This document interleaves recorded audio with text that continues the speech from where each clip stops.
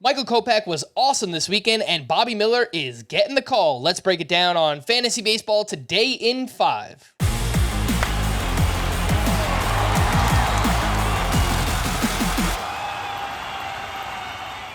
Welcome into FBT in 5. Today is Monday, May 22nd. I am Frank Samfeld, joined by Scott White. And let's get into the waiver wire pitchers from this weekend.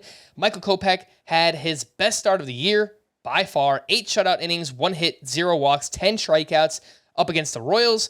Reid Detmers tied a career high with 12 strikeouts against the Twins.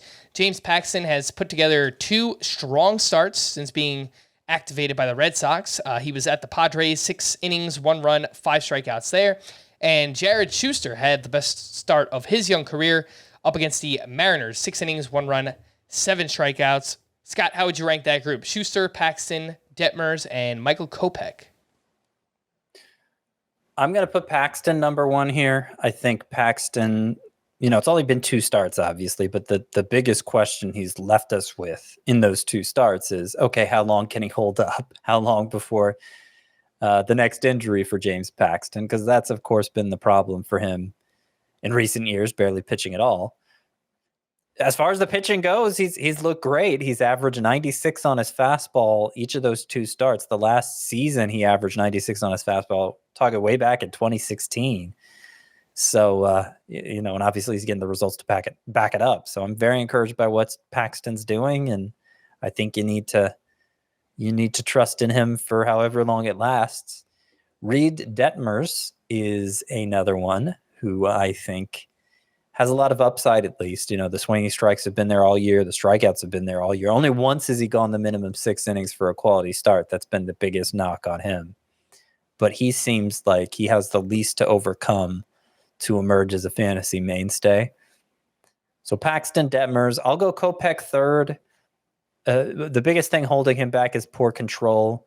No walks in this start over the weekend, but he had 6 in his previous start. But there is an encouraging trend here with him throwing his fastball harder, getting better results with it, leaning on it more. It seems like a dominant pitch again. If he can just get enough strikes with it, Kopech may be in business. There are encouraging signs for Shuster as well. This was his second start back from the minors. He looked pretty good in the first one too, frankly, but this was clearly his best major league start so far. Only 1 walk in the 6 innings, 14 swinging strikes. The velocity was up on most of his pitches too. And he just may be finding a comfort level in the majors. The problem is, even in the minors, in between these 2 major league stints, Shuster was still walking a lot of guys, had a pedestrian swinging strike rate. So I'm still not sure there's enough upside here to get excited about. But for at least 1 start, Shuster showed some.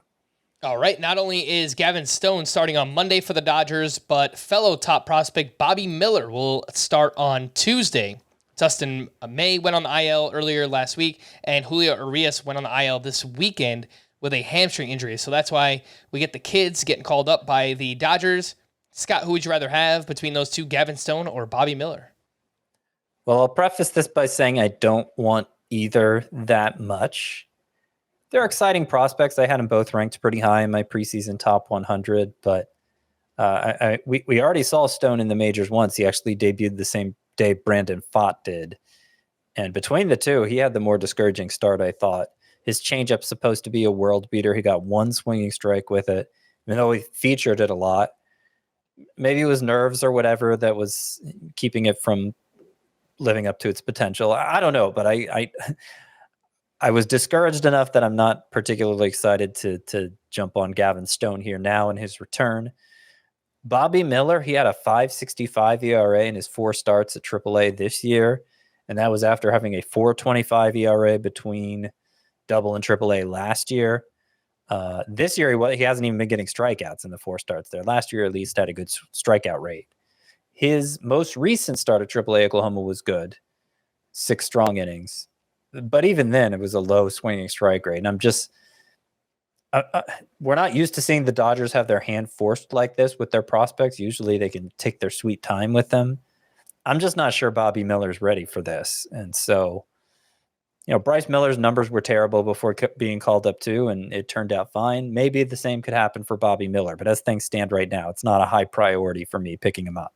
And it might not be a long absence either. Julio Urias dealing with a hamstring injury. maybe 2 to 3 weeks. So I would imagine at that point, one of Miller or Gavin Stone will likely be sent back to the minors. Manny Machado was placed on the IL on Friday with a fracture in his left hand. It is possible that he returns when first eligible on May 27th, but I'm a bit skeptical on that. So we need replacements, Scott. Some options in shallower leagues. Ezekiel Duran stayed hot this weekend, 5 hits, 1 homer, and 1 steal. Jake Berger, in 7 games since returning from the IL, is batting .423 with 3 homers. And J.D. Davis had a big game Sunday, went 2 for 3 with his 8th home run. The overall numbers still look really good. How do you rank that group if you need a replacement for Machado? Duran, Berger, Davis. Well, in the short term for this week, I like Jake Berger. He hits the ball very hard. He's been maybe the most efficient home run hitter in baseball this year. And the White Sox have great matchups this week. He may not have a job for very long, though, because Eloy Jimenez is coming back from the IL soon, and they both can't occupy DH at the same time. So if we're talking a longer term outlook here, Berger would be last on that list, but for the short term, and Machado may only be out for a short while. Berger number 1.